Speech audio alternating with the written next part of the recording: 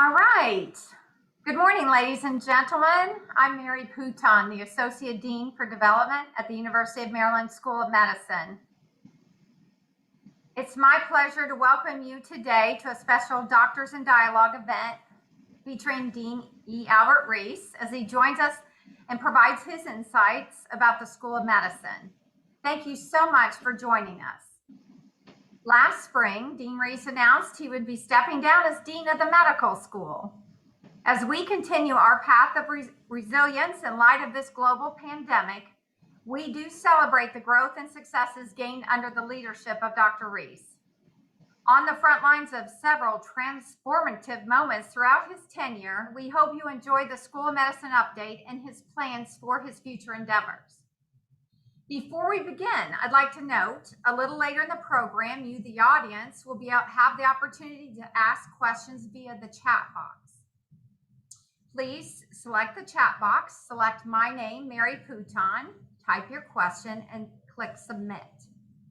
Lastly, this meeting is being recorded. We will be providing you with the link for the event recording if you'd like to view it again at a later date or if you'd like to share it with others. Now, the medical school is very proud of our continuous support of and partnership with the Medical Alumni Association. I'd now like to invite the Alumni Association's Executive Director, Mr. Larry Petrov, to bring greetings. You got most of that right, Mary. Yeah. You got most of that right. Thanks. Good morning, everyone. It's wonderful to see so many familiar names on the screen. Thank you for joining us this morning for our first Doctors in Dialogue for 2022. And this particular event comes with a little bit of sadness in that we're actually paying homage to our dean, who's going to be stepping back in June. He's enjoyed 16 years at the head of the medical school.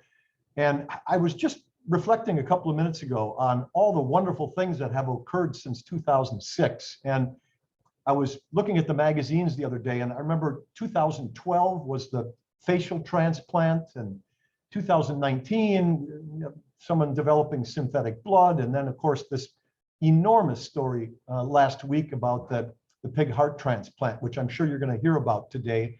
And it's really a tribute to our dean, who I think is going to be remembered for a lot of things, but I think arguably maybe at the top of that list has been the effort for the promotion of research funding, and not only for the achievement that we are exhibiting, but for what he did. And that was to go out and get funding for Health Sciences Facility 3, which opened up several years ago.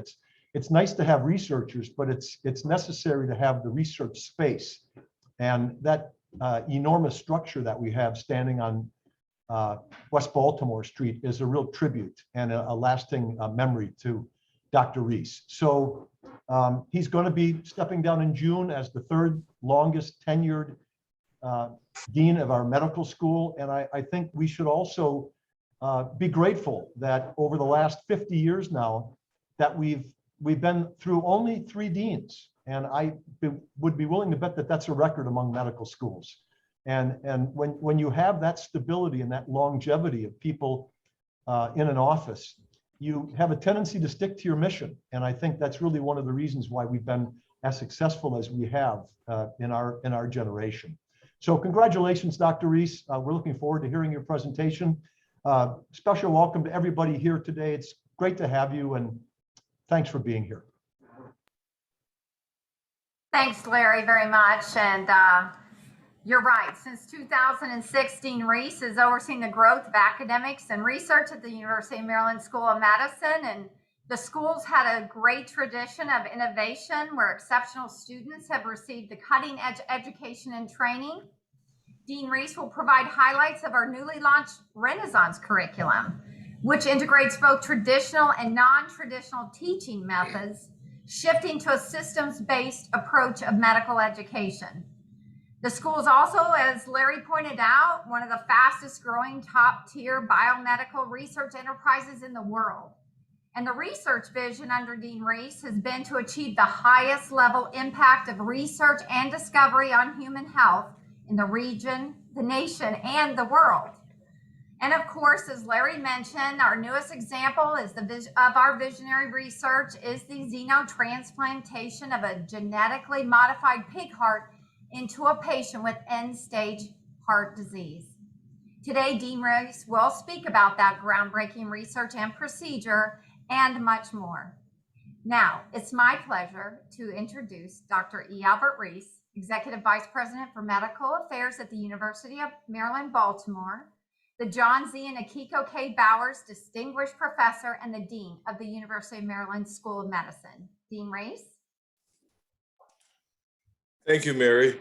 Thank you very much. And thank you, Larry, for their warm and generous comments.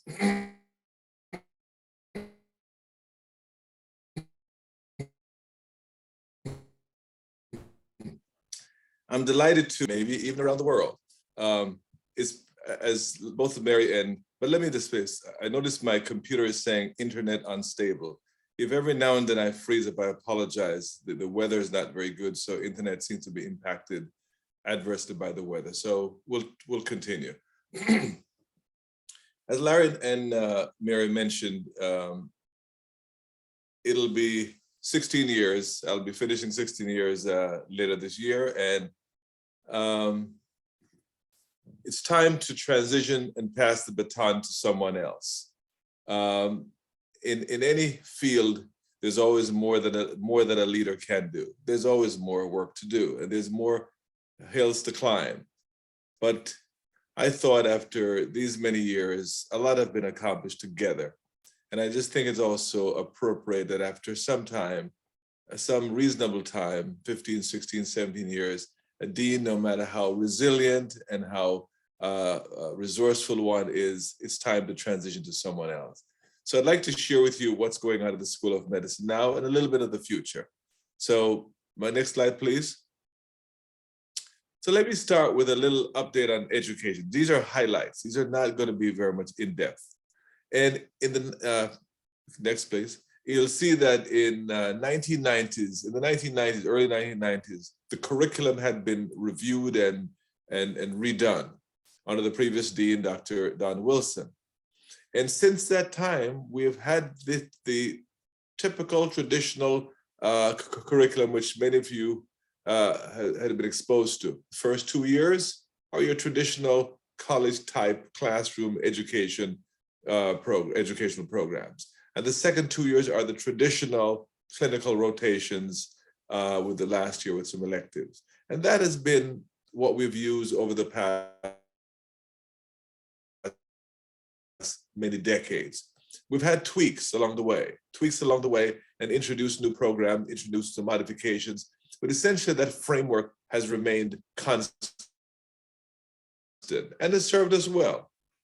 Now, a number of educational changes have occurred throughout the country during this time, and we never thought we needed to follow the fad, but we really wanted to make a renewal at the appropriate time when we thought that there were substantial changes that could be made. So in the last, 2 years, we made this comprehensive top and bottom change or review with about 100 faculty members participating and created what we now call the Renaissance curriculum. It's a complete revision of our medical school curriculum in several ways. Let me give you some highlights. One, we shortened, not extensively, but we reduced the length of the preclinical years from 2 years to about a year and a half. And hold that I did not want to lose the half. I bargained with my colleagues, so hold that thought.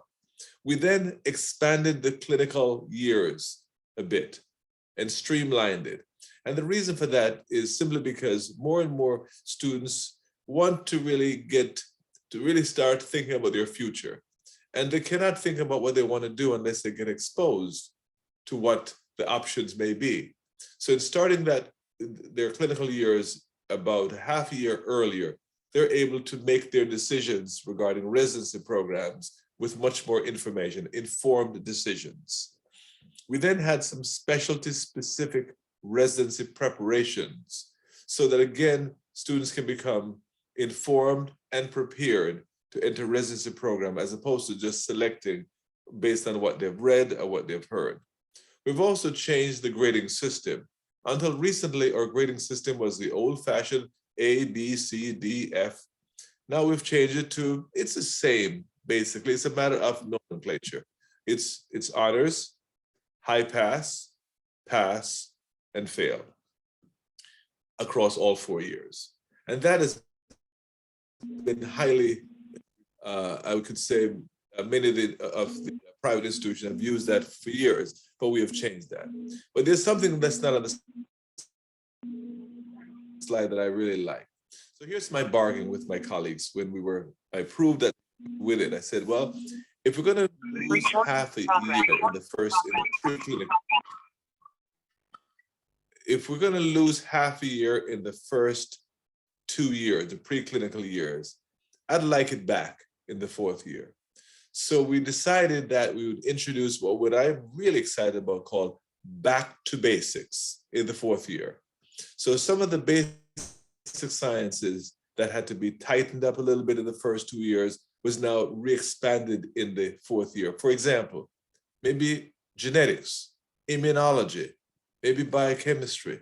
So students can get a stronger basic science foundation as they're completing their medical school, which, as you know, was never present in the past. And people would always make comments about the fact that we've had the basic science in the first 2 years, and then we layer on clinical medicine, and people have, in many respects, forgotten the basic science. So I love the back to basics because it puts a nice capstone onto the medical curriculum.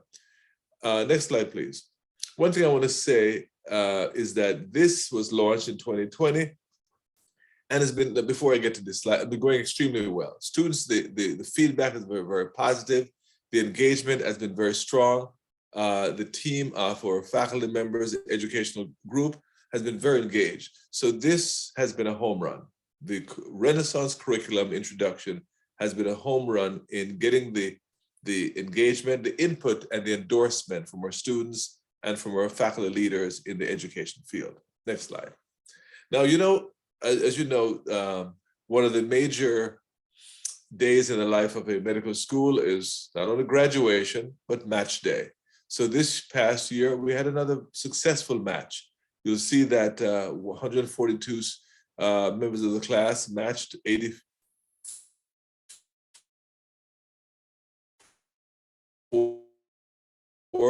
are staying in this across 25 states, and 47 are staying right here at the University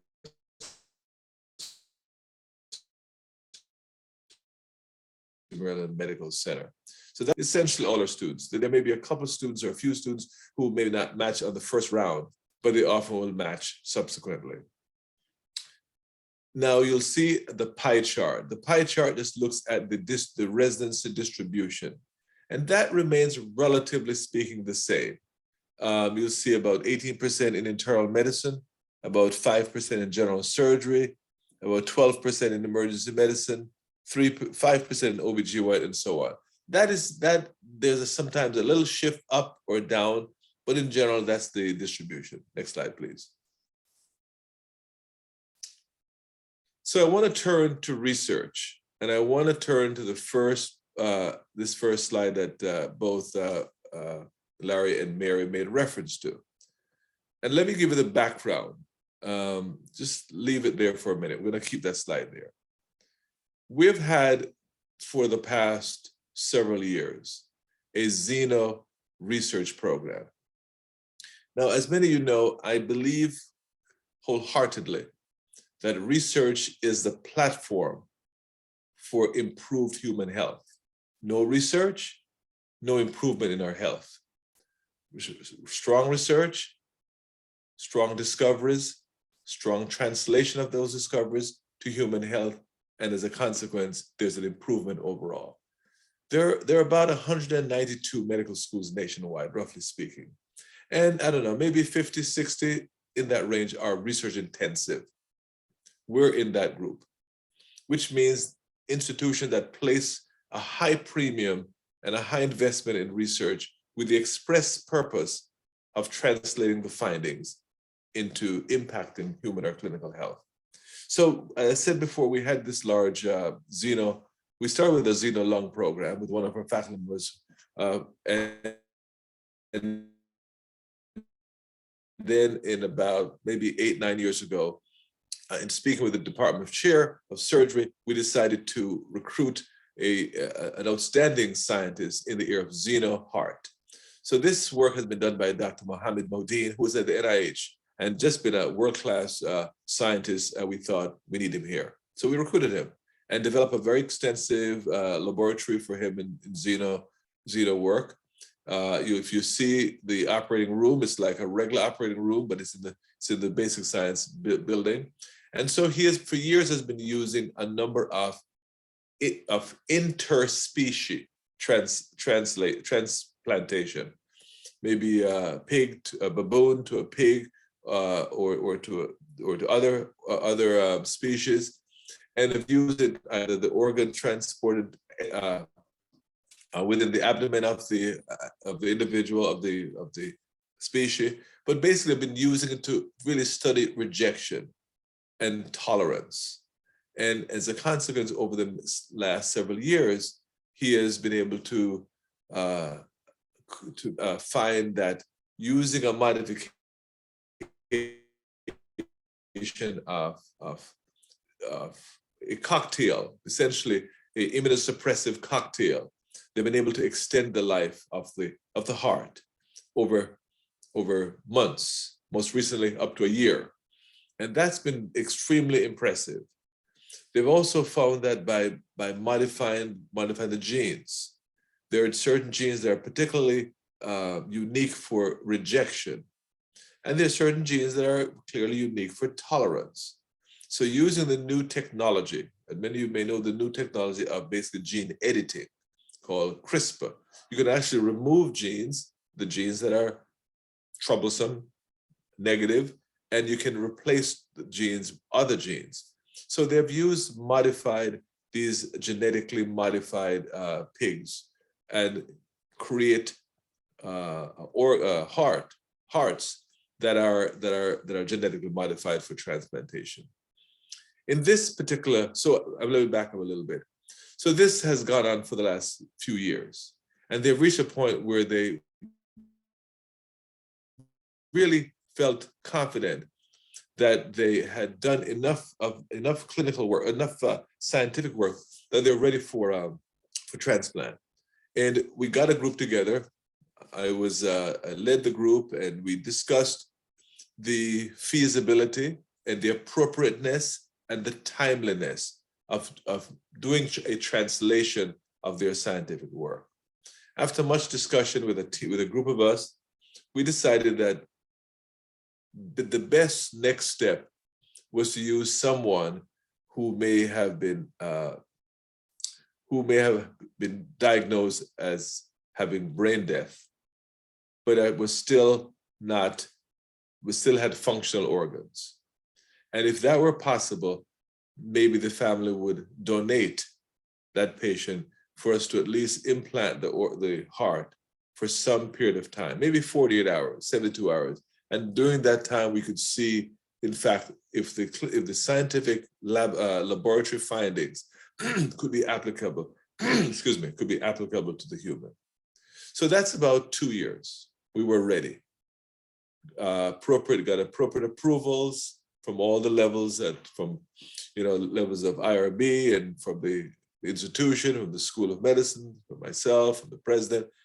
But we waited, and we worked with the Living Legacy Foundation, and they were unable to find a suitable donor. So we decided, well, we had to move on. So then the next step that these scientists, Dr. Mohudin and Dr. Griffith, came was, maybe we can go to FDA and get approval for an emergency use. So since October of last year, we've been engaging with the FDA. First, to see whether or not approval could be possible. And next, when that was not possible, we turned out that this gentleman, Mr. Bennett, as you know from the newspaper, was transferred to us with end-stage heart disease, very sick.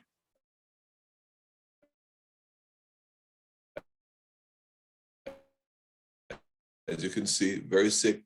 And I just see that my internet is unstable. I hope I'm not frozen. In any event,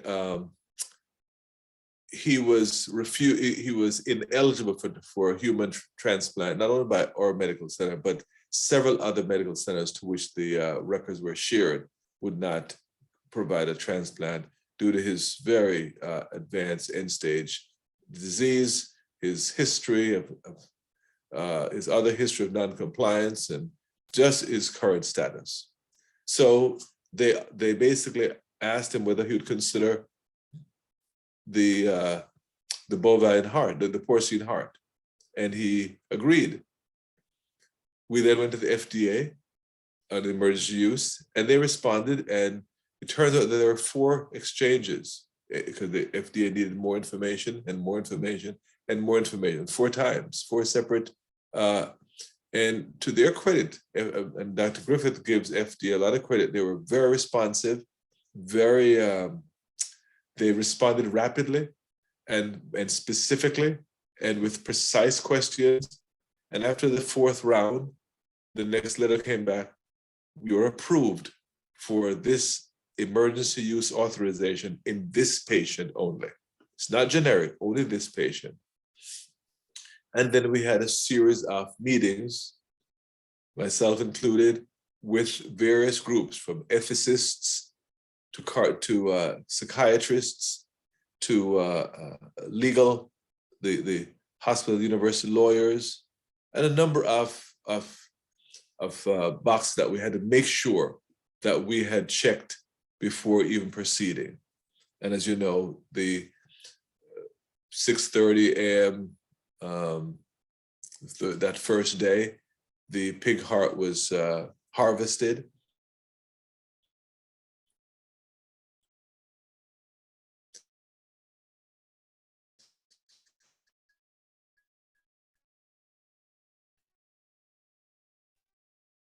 And placed in a appropriate,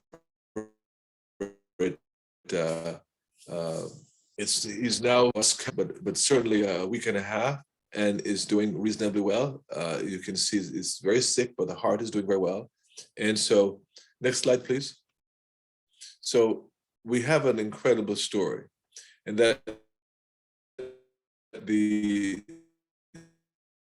scientists and clinician having transplanted this, don't know, just keep it, go back, please, has demonstrated for the first time that this may well be, this is a first in the world, first successful genetically modified pig that's implanted in a human that so far is doing well. There's no evidence. In fact, this morning, there's a surgical grand rounds where all of this was reviewed. And the surgeon were giving an update. As of this morning, there's no sign at all of rejection so far. You know, of course, the man has to recover. You know, his strength, his energy, it'll take time.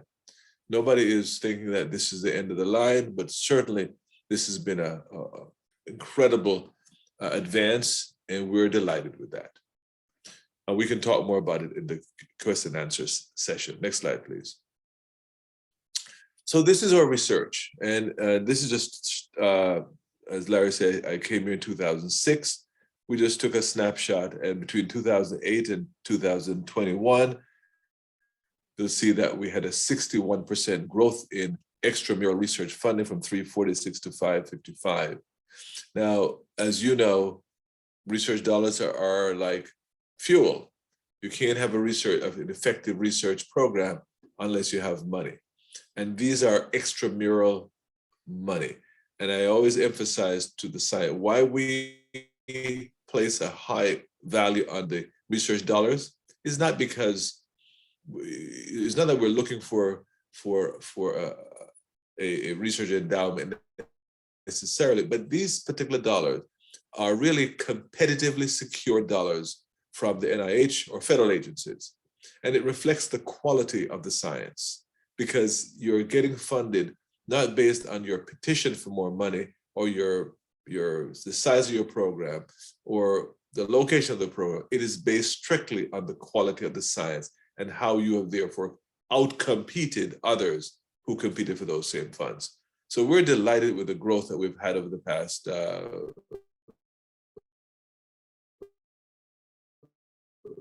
16 years. Next slide, please. You can move on to the next slide, please. So our rankings are, can you go back to that slide? So our rankings are very important. The rankings are tied to research funding for the same reason I just gave. I said the research funding reflects the quality of the science. So the US News and World Report over the past 50 years, you see as ranked us starting in 2006 at number 42, and 2020 we were at number 27. I should mention that that's among total all schools. Among just the public schools of 91, 92 public schools, we're number 9. So this has been extraordinary. You know that the top 50 are not are tough competitors. So to move up even a slot or 2 slots, very often you stay where you are or you slip a notch. Well, to move up from number 42 from number 4 to 20, number 42 to 27, I give our faculty extraordinary credit. I give kudos daily to the chairs, to the faculty for their competitiveness and for their focus in making this happen. As I said, these dollars are a true reflection of scientific quality and scientific excellence. Next slide, please.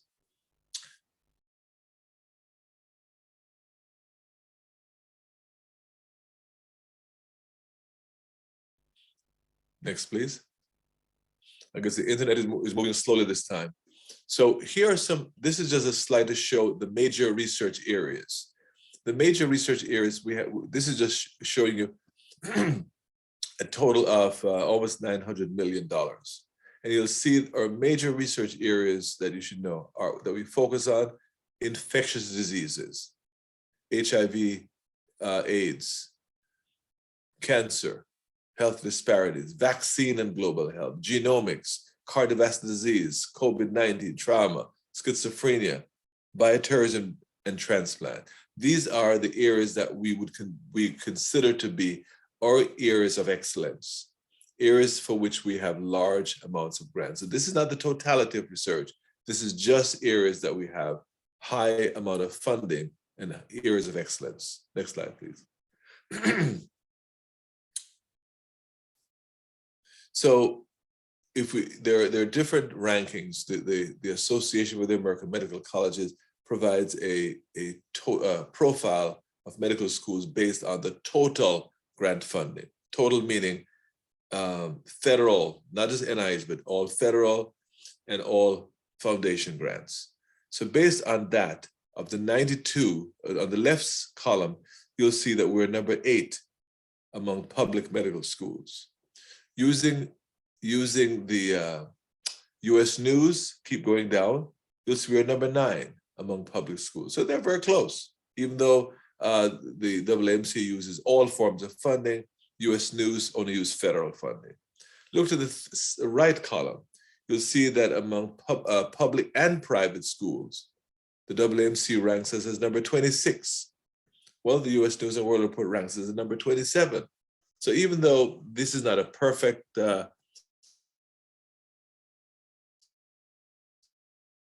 system ranking among public schools, we're easily in the top 10, easily. And in the among the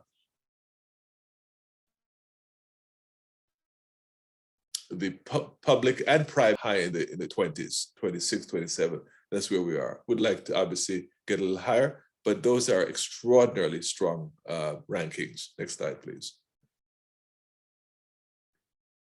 And this is just the top 25th percentile of certain departments. In 2010, we had epidemiology, microbiology, immunology, physiology, and surgery were the top 25th percentile. You'll see by 2020, several other departments: anatomy, anesthesiology, epidemiology, microbiology, immunology, OBGYN.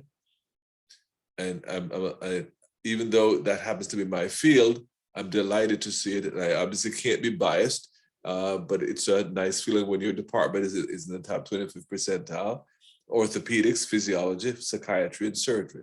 So you'll see how things have shifted between 2010 and 2020. Next slide, please.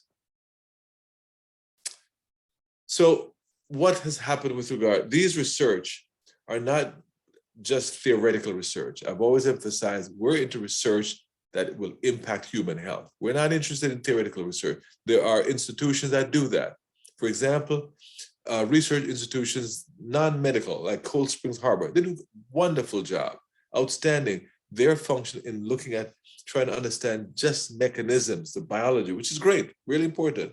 We're interested in that too, but it has to be leading to having an impact on human health, leading to understanding the biology of a disease, leading to unraveling the causation of a particular disease. So here our discoveries have led to patenting and company formation, technology development. So in the past 5 years, we disclosed 576 scientific discoveries, their disclosure, and 130 US patents were issued, 228 foreign patents were issued, and 205 technologies were invented, were licensed, were sold. It's another way of putting it. We form about maybe 1 to 3 or 4 companies per year. So we're at 33 startup companies now that have already formed. Some of these are really, just give you an example of some, and they're again focused on human. Let's look at the bottom one, GammaPod. GammaPod is actually in clinical trials right now. And this is really trying to work at treating breast cancer without surgery by basically using focused radiation directly into the tumor without having to do surgery. Significant. The other is called Harpoon. This is created by our former cardiac surgeon who decided that by using a harpoon, as it were, as opposed to cracking the chest and doing a thoracotomy, just using a harpoon can actually grab the mitral valve and do a mitral valve repair, even while the heart is beating. This has been sold, this has been created, patented, licensed, a company was formed, and the company was sold for a significant amount of money. So we've used these as a means of research or discoveries. They're patented, they're licensed or sold, or we create our own companies on the campus. And when the companies reach a certain level, we'll sell the companies. And some of those resources are, we take out an equity, I mean the university or the school, take out an equity in these companies so that the results can be plowed back into the research again. Next slide, please. So we do have commercialization of our research. Next slide, please. So let me shift to clinical and give you this the bottom line. So this was in the first 25 years, 84 to 2009, we're calling that the formative years. Now, clearly, this is not to discount the 100 years before, but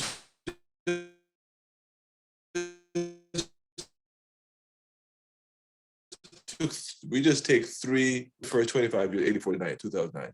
Then 2000, I see that my internet again is unstable. Hopefully it comes back soon, okay? And the last decade, we're calling that the power of partnership, where we establish a very strong relationship with the medical center, the University of Maryland Medical Center, and its leadership. And in 2020 and beyond, we're calling that the coming decade, the nexus of innovation.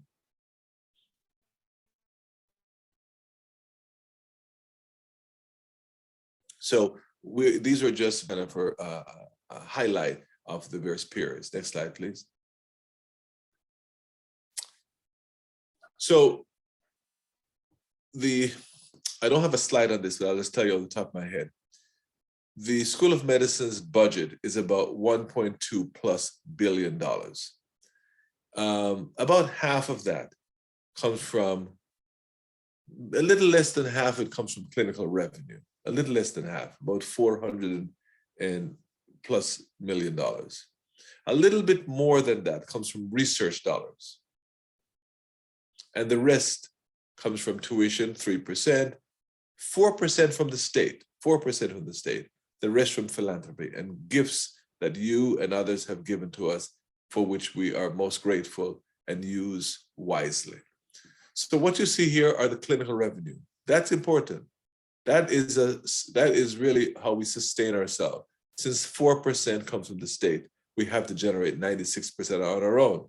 So that look at our clinical revenue from 2007 at 176,000, 176 million to 354. So you'll see we have to generate, therefore, we have been able to have a much more robust clinical practice across the state. As an example, in 2007, we had 6 satellites across the state. In other words, our beachhead was the main campus, but we had 6 satellites.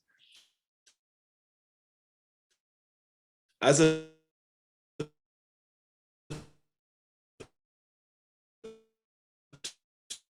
today, we have over 60 for hospitalization, or some way do outpatient care. That gives you a flavor for where the revenue comes from. Next slide, please. So I want to talk about the new, I'm going to end on with a few slides. As Mary mentioned, and so did Larry, I have spoken with the president last year and shared with him that it'll be 16 years. I still have gas in the tank and I want to keep going. But I think it's time to have a new leader take over the wheel. I can sit in the car and enjoy the ride, but I want somebody else to have an experience as wonderful as I have, and to be supported as well as I have, and to have had the opportunities as well as I have. So I want to share with you what I shared with him. These are my ideas for the future. So in 2007, shortly after I got here, I decided that if we're going to have a research intensive school, we need to be able to help people to write good grants. And not everybody was trained to write well or write scientifically well. And so we recruited a few people and created what we call a research careers development program, where you have to help people. There's nothing wrong with that. There are some folks who really want to apply for a grant. They want to succeed, and they just didn't have the training. Well, I will give you the bottom line. That did happen. We started with about 500 faculty attending across the early years.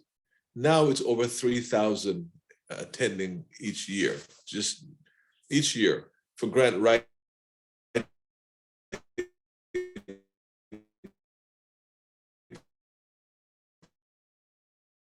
purposes, mostly writing, responding, and setting up a hypothesis and so on. Well, I want to say that this has been so successful that I have a new idea.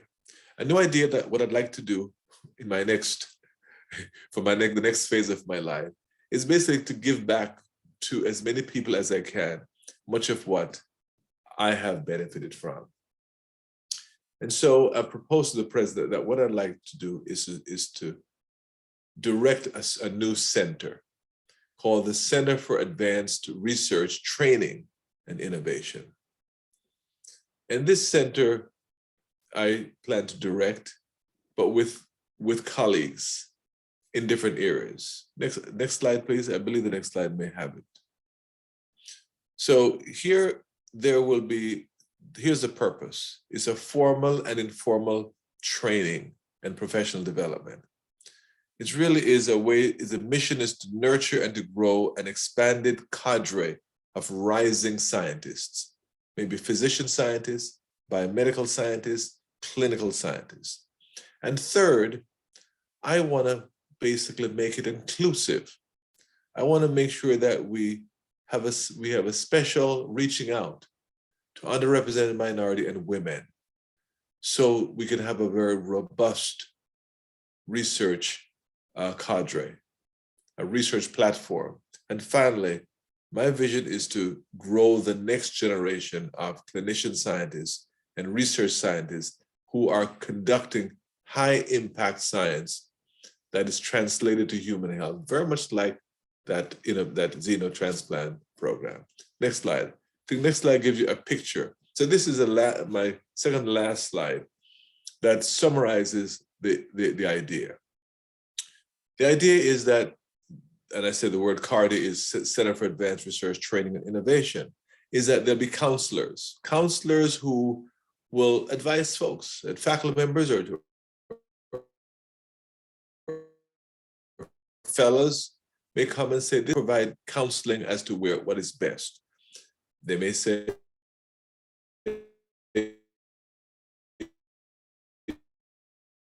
you need a separate degree, or we're going to be offering in this new center our 4 main offerings. And I want to think these are what we call CARTI tracks, CRTI, training tracks. And there will be 3 main tracks. Think of it in the horizontal. The left column will be a basic track. If you want to do basic science or translational science, that's fine. Hold that thought. There's a middle track, a middle column, that they want to do clinical research. And a third column, they want to do community or public health research.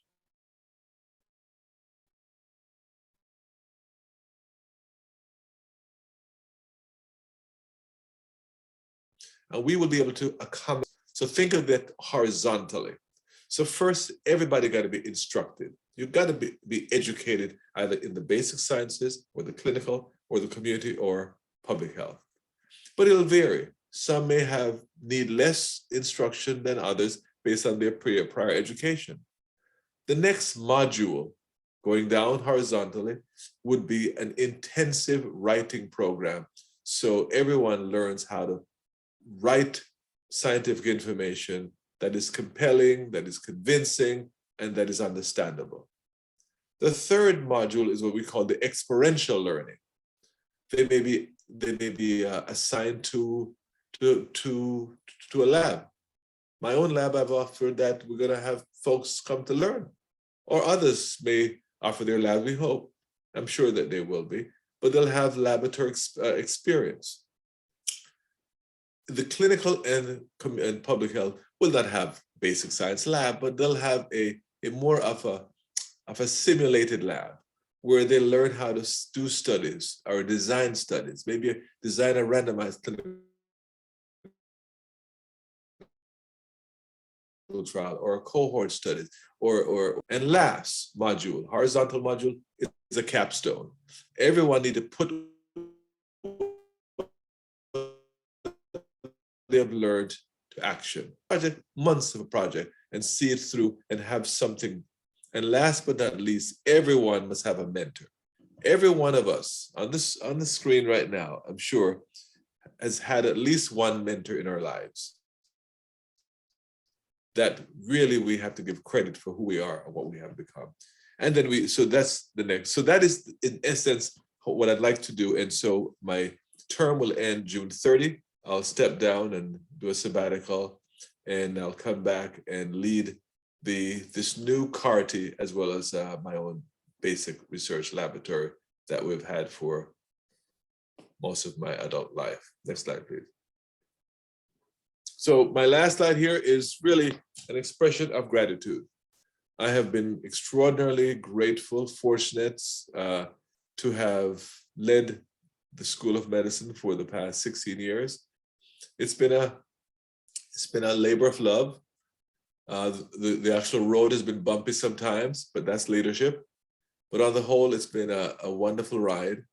We've accomplished a lot. I've just been blessed with an extraordinary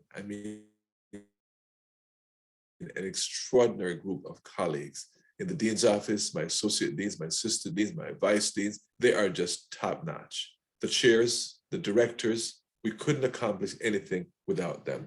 So I am grateful. I'm grateful for your support. We have outstanding alumni association. Larry Pitroff leads that. I've had the opportunity to meet with many of you at various locations across the country. You've been supportive, engaging, and for that, I'm so grateful. Thank you very much for your support. Thank you very much for your engagement. Thank you, Dean Reese. I appreciate it. And now everyone can feel free to provide any questions in the chat box. Again, you can go down to the chat box and select me and submit your questions. One of the first question I have, Dean Reese, is how do you feel the new curriculum has been the most impactful? Well, it's early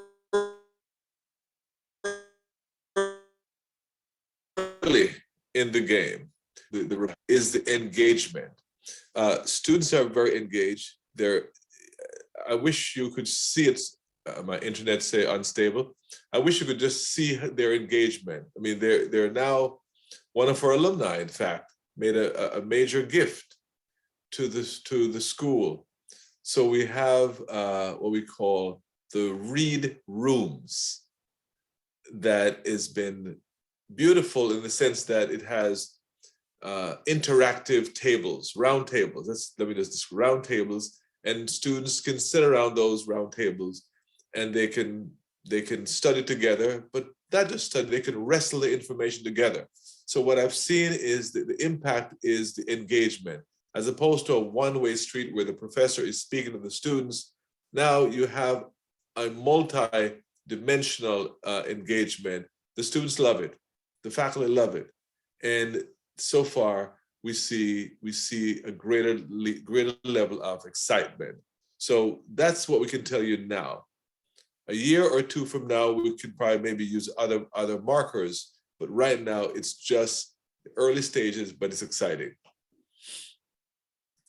All right. And are the students experiencing, and I guess faculty, they said student and faculty, experiencing any setbacks with the rise of the new COVID variants? You know, the answer is yes or no. The COVID variants we have had a change. I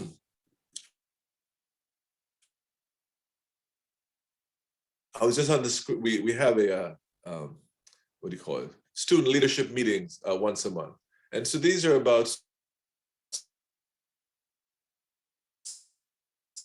6 students per class, because they realize that how difficult it is. In fact, one student said something. She said, "I feel so bad for our faculty." This is a student speaking. "I feel so bad for our faculty because I know they're trying their best to help us, but it's just overwhelming."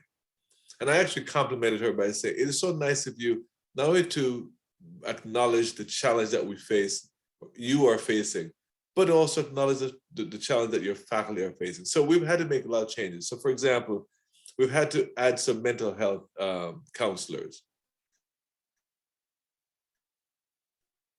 just to make sure that students are supported. We've actually added more. Students do need more support. We've tried our best to have more on-campus classes, even though it's COVID, with appropriate social distancing. So it requires a lot of dynamics and gymnastics in order not to have COVID have any sustained impact. So the bottom line to your question, we're not aware of any adverse impact.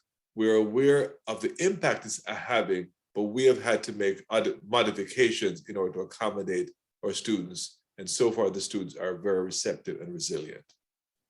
Wonderful. I know you mentioned that you had FDA approval only for this one instant with the new pig transplant, but have other institutions reached out to you to collaborate to help other patients in other parts in the United States or the world?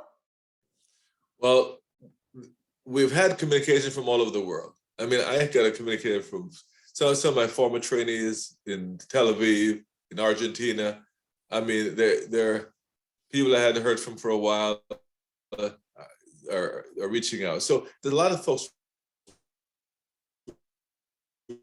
reaching out from literally all over the world. Just from the Republic of Georgia.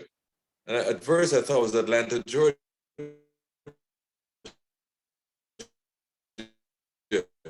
She says, no, it's the Republic interest. Now, because of this uniqueness, folks understand that we can't do this on another patient. It's just a one patient. So I'm not aware that anyone has specifically asked for a patient care related transplant. They're asking more or less for learning from what we've done and how we've done it and the actual hoops that we went through.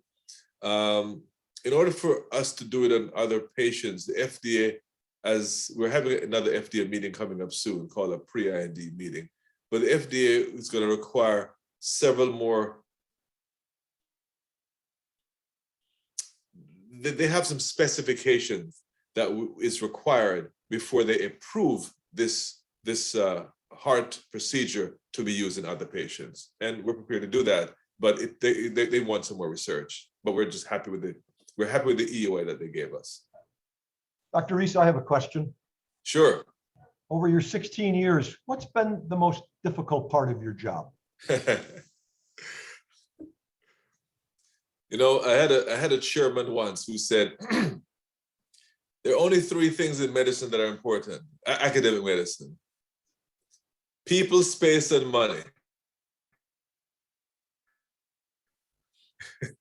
And I would say, for me, the most difficult, well, I hate to sound Pollyannic, but they all have their challenges, the people, space, and money. You know, over time, we have been able to get people, leadership, to buy into the concept of relentless pursuit of excellence. That to be our marquee. So I would say at first,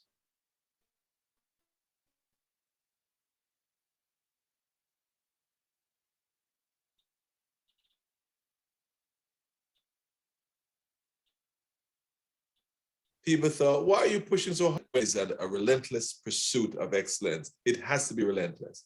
Space I'm unstable again. Okay, keep going, you're back. Space has been another challenge. As you know, that was a big challenge. And so it took me about 7 years to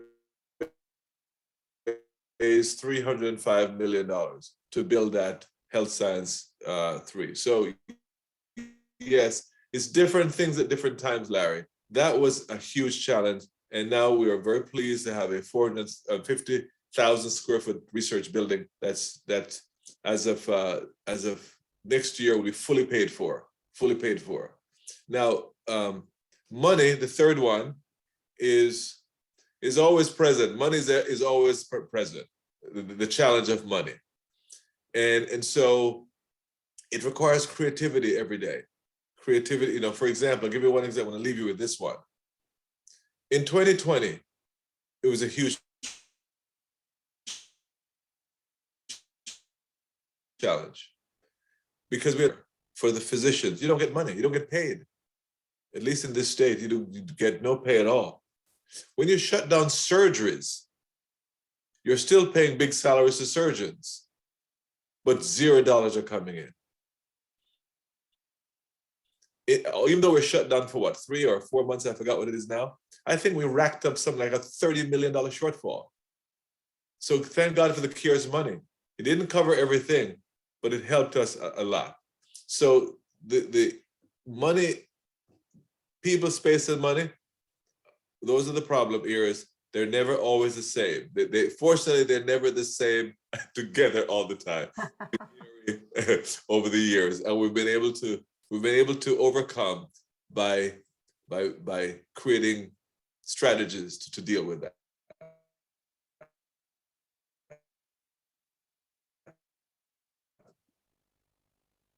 All right, Dean Reese, one last question, which I think you'll appreciate. What are you going to do with all your bow ties? Now, I know you very well, so I think you will keep wearing them. That is the answer, Mary. That's all I have. That's all I know. And I think I'm going to stick with it. And that's All right. Well, thank you, Dean Reese, and thank you, everyone. This concludes our discussion. We appreciate you all joining us today, and we look forward to seeing you at our future Doctors in Dialogue events. Stay safe and have a great day. Thank you.